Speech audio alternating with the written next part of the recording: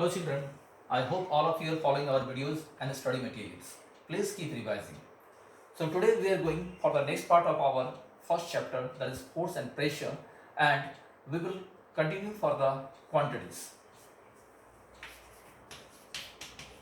Weight. The pull of gravity, the pull of gravity on an object is known as weight.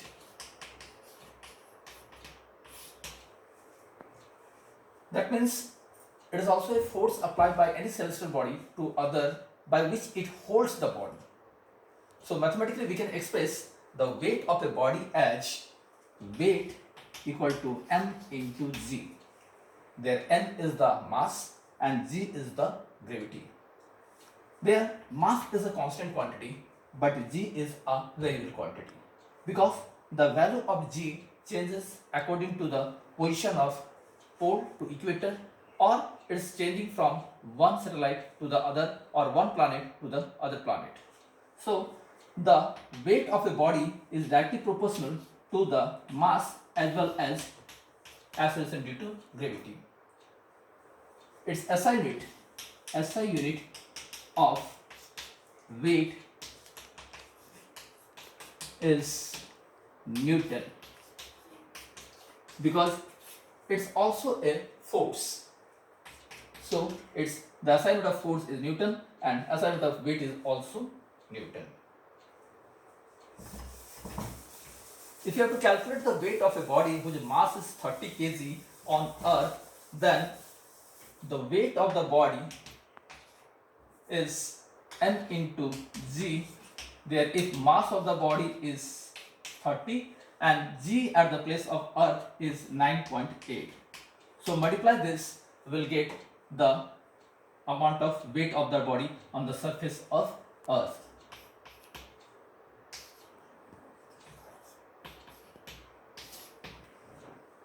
So it's a 294 Newton will be the weight of the body on the surface of earth. If the same body is carried to another planet, then its mass will remain same, but the gravity will be applied as of its value on that given planet or satellite or any other body. By that only you will get the weight of that body. So what we can conclude, that the weight of a body is variable, on the other hand mass of a body is constant. So our next topic will be the difference between mass and weight.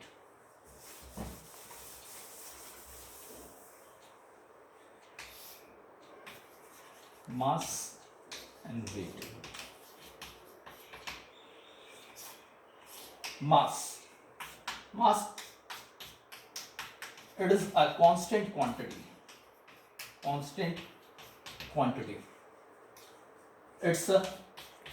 It is a variable quantity.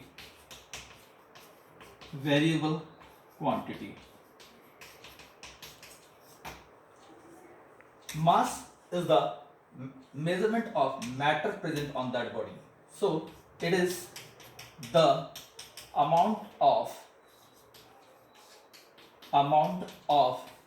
matter present on the body. It is the measure of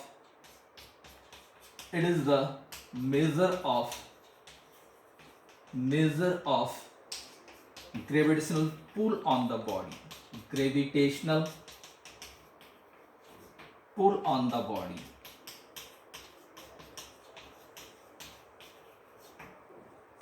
Mass is measured by physical balance.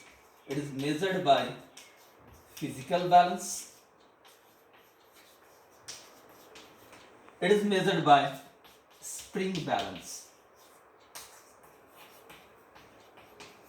So generally people say mass and weight are same, but you have seen that there is a bit of difference between mass and weight, because weight is a variable quantity, on the other hand mass is a constant quantity.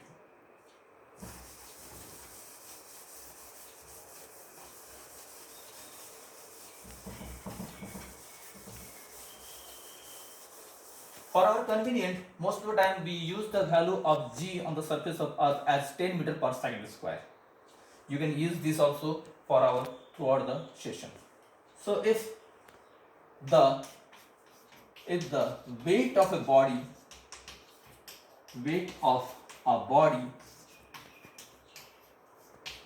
is 270 Newton, what will be its mass?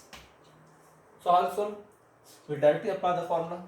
We are knowing weight equal to m into g. There this weight is given, it's 270, and the mass we are not knowing, and g we are taking 10. So mass will be 270 by 10, it's 27. And what is the weight? What is the SI unit of mass? It's a kg.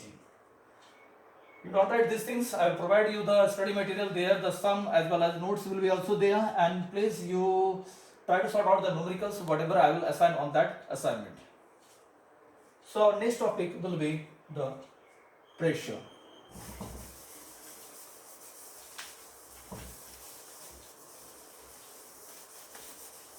Pressure.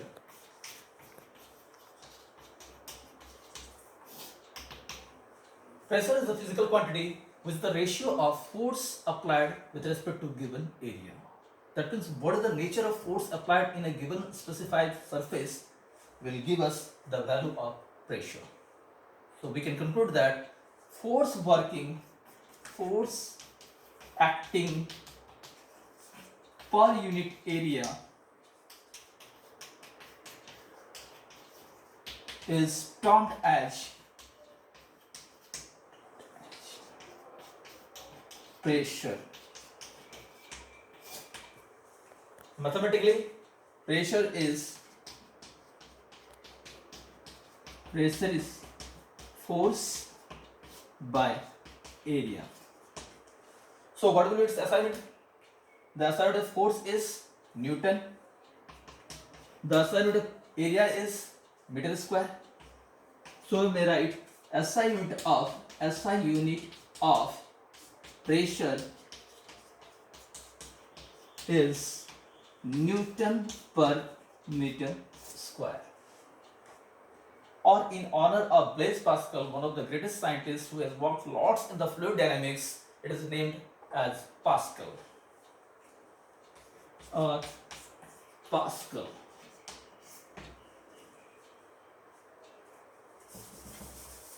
Our next topic will be factors affecting pressure. Factors affecting pressure.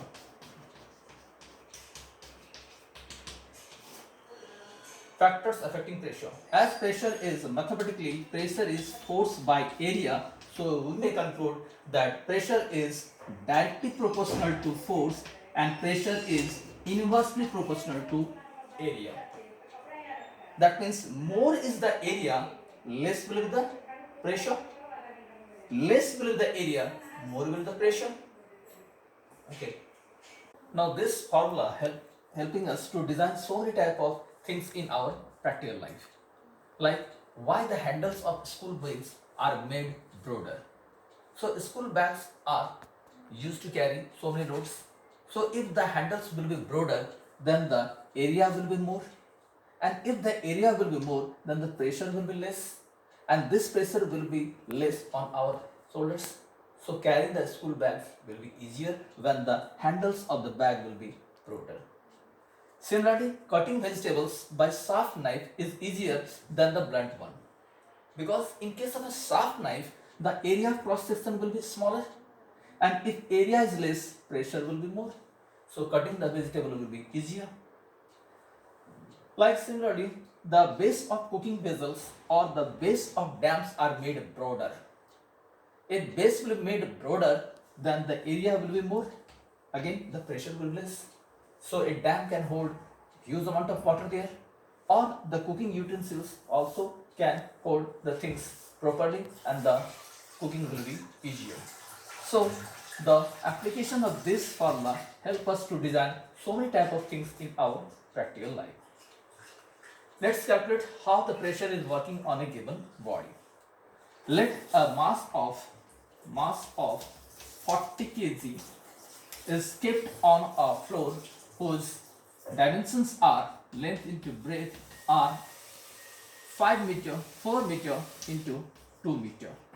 So how much pressure this 40 kg weight is applying on this surface will calculate by pressure is force by area. So force is for the mass into G. Mass is 40, G is 10, area is length into breadth, so it is 4 into 2, 4 tens are 2 5s are, so we calculate it's 50 Newton per meter square. So the body of 40 kg is applying a pressure of 50 Newton per meter square to a surface whose dimensions are 4 meter and 2 meter.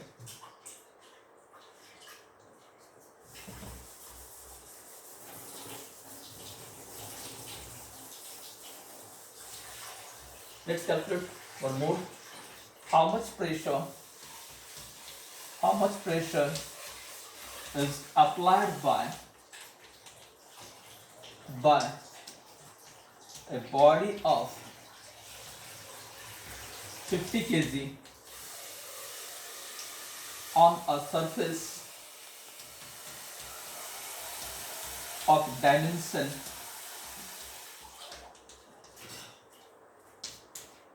10 meter, 8 meter and 2 meter. Here the mass of the body is 50 kg. So we can easily calculate multiplying it with 10 that how much force is working on the surface. But the dimension of the surface is a 3D quantity. So length, breadth and height are there.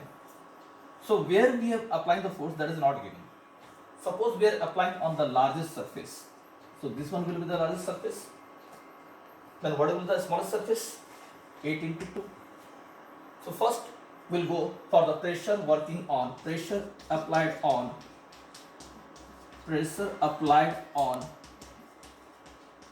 largest surface. So pressure is force by area. Force is further N into Z. So it is 50 into 10. Area will be 10 into 8. So 50 by 8, that is 6 point something in decimal. This is the pressure working on the largest surface. I'll calculate pressure working on the smallest surface. In place of this area, we will change that force is same. So it is 50 into 10. But area is now the product of 8 and 2. So it will be 8 into 2. Again it will be 2 5. So that is 250 by 8 Newton per meter square. So this much pressure will work by the given body in two different conditions. One is the largest surface, another is the smallest surface. Please try to solve the numericals whatever we will assign to you and keep practicing. When our actual classroom will start, we'll go for different level of numericals. Keep studying, stay safe, stay home. Thank you.